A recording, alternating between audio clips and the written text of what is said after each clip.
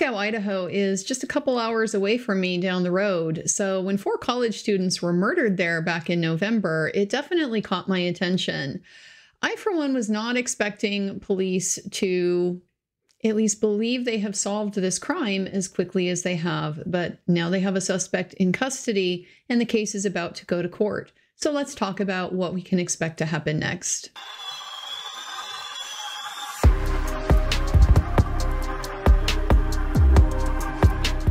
In the early morning hours of Friday, December the 30th, police arrested Bryan Kohberger, a 28-year-old PhD student in criminology at Washington State University, at his parents' home in rural Pennsylvania. Because he was charged in Pennsylvania for a crime that was committed and has been or is about to be charged in the state of Idaho, he has to go through an extradition process for the state of Pennsylvania to formally hand him over to Idaho for these proceedings. Extradition it's almost like a diplomatic process. The reason why we have it at all is because in a federalist system, each state is a separate sovereign. And so one state doesn't have the authority to be able to command another state to do anything or direct them to take any kind of actions with respect to people inside their own borders. So extradition is a process essentially where states work together in order to provide for individuals to be handed over, exchanged, returned, basically delivered upon demand by a state who intends to prosecute this person for certain types of crimes.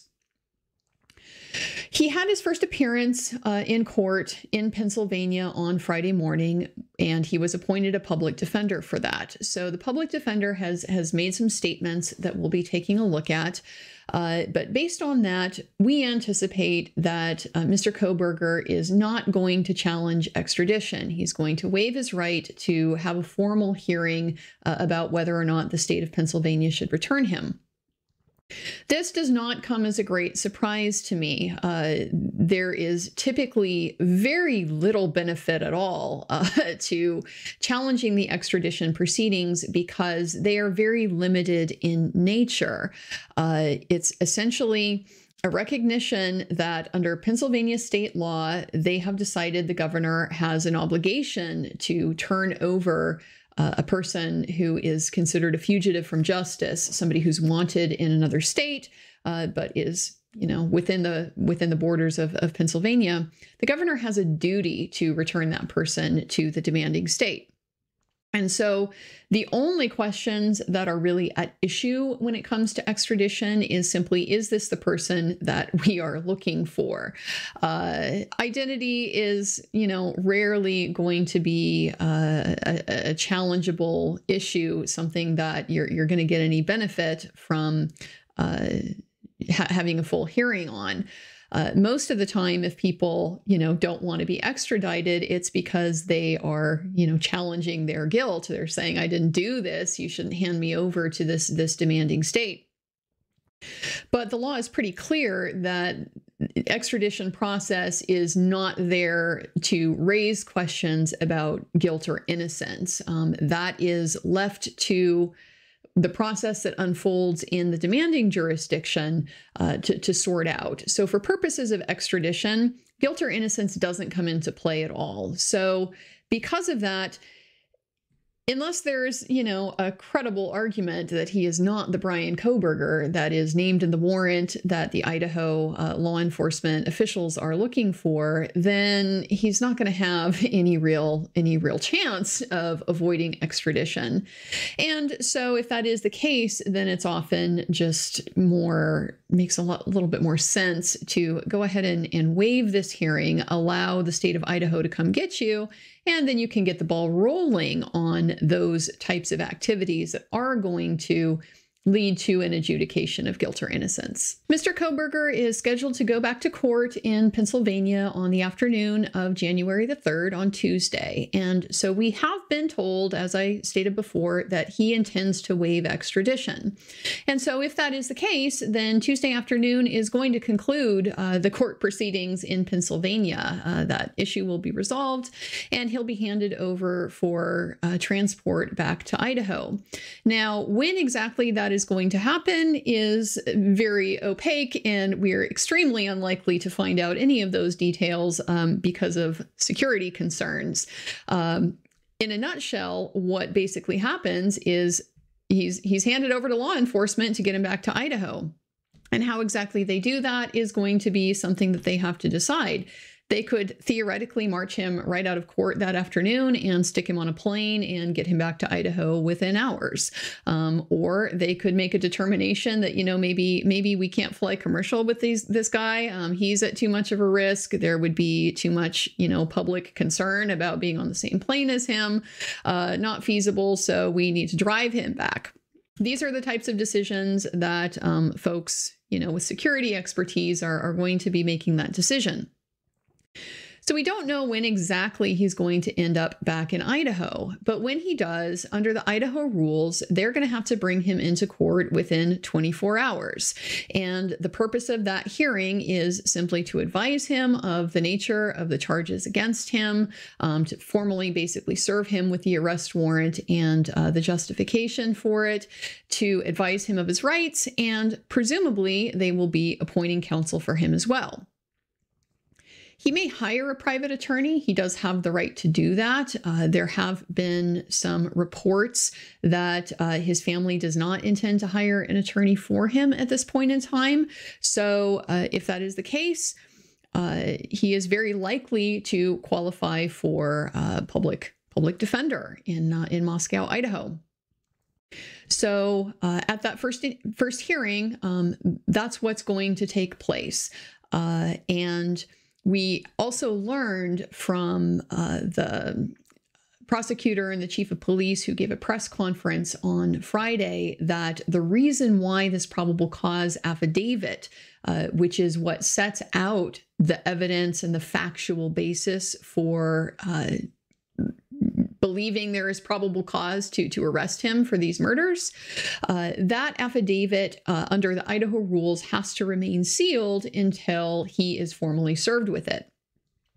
So it's my expectation that once he gets back to Idaho, once he has this first appearance, that PC affidavit is going to then be made public. And that is going to give us our first real glimpse at what the case is against him, what police are relying on for evidence, what their theory is, and it's going to give us the opportunity to be able to evaluate what do they have to work with, what types of defenses might he have, and how can we expect this process to unfold. We learned from Friday's press conference that the state of Idaho has or will be charging Mr. Kohberger with 4 counts of first-degree murder and 1 count of first-degree burglary, based on having broken into the home to commit these crimes.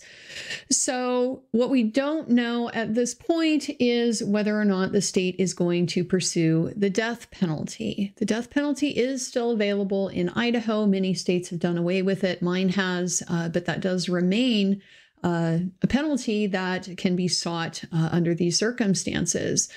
So we don't know at this point if that's going to be on the table. The way that the Idaho law works is that the prosecutor is going to have 60 days from the time that Mr. Kohberger enters a plea on the primary charges to decide if they're going to pursue the death penalty or not. If they are, then they have to file what's called a special notice of aggravating circumstances, because typically you have to prove something above and beyond the commission of a murder in order to justify a death penalty sentence. The death penalty obviously is the worst consequence that can be handed down for a crime. And so it is reserved for the most heinous, the most appalling types of crimes, and not just any old murder. So they'll need to specify the aggravating circumstances that, in their view, would justify the imposition of the death penalty in this case. Yes, in my opinion, there will be plenty. Multiple victims is an aggravating factor. Exceptional cruelty is an aggravating factor. So these are the types of things that I would expect to see should the prosecutor decide to go down that road. Now, it's not uncommon at all for prosecutors to wait to do this because death penalty prosecution is extremely expensive. This is a very small rural county. They don't have a ton of resources. So it's a tough decision often that they have to make. If there is any way that they can reach a resolution, negotiate a guilty plea by taking the death penalty off the table or something like that, that they find is going to adequately punish this guy, it's going to give the vindication to the victims and their families that they're looking for, then that type of thing will often try to be worked out. So we may not see it right away. It may be a situation where he's just charged, with the regular crimes. And as they go through the initial stages of the case, with the discovery being provided to Mr. Kohberger, so he can see this is what you're going to have to deal with if you want to try to fight this at a trial. That gives them a little bit of room to make those kinds of decisions about is he going to plead? Is he going to contest it? If he does contest it and they go forward with the death penalty, there's going to be all kinds of requirements with respect to the qualifications of the attorney on his case, the types of experts and things like that, investigators that he may need to receive. So because of that, it is a careful decision that prosecutors tend to make. Having said that, everything else being equal, if they don't reach a plea deal, I 100% expect them to pursue the death penalty in this case for multiple reasons. You do kind of wonder if this case doesn't call for the death penalty, what does? Not that I'm a supporter of the death penalty at all, but I'm just saying, if it's going to be available for certain types of crimes, then, gotta kind of wonder when it would be more appropriate. Obviously, the profile that this case has received as well kind of ups the ante in that respect. The public has an expectation at this point that there is going to be severe and ruthless retribution for these murders. So the state is, I think, likely to follow that and pursue the death penalty if they don't negotiate a quick plea. So to summarize where we're at this point, Mr. Kohberger has the Tuesday afternoon court hearing in Pennsylvania. If he waives extradition, as it's been announced he's going to do, then I expect he's going to get transported back to Idaho this week and very likely will have his preliminary appearance in Idaho this week as well. At that point, the probable cause affidavit supporting the arrest is going to be released to the public, and that's going to give us our first view at what evidence do they have, what are they relying on, what is their theory of guilt. So I'm going to look forward to getting my hands on that and sharing that with you as soon as possible. I will look forward to seeing you guys in the next video.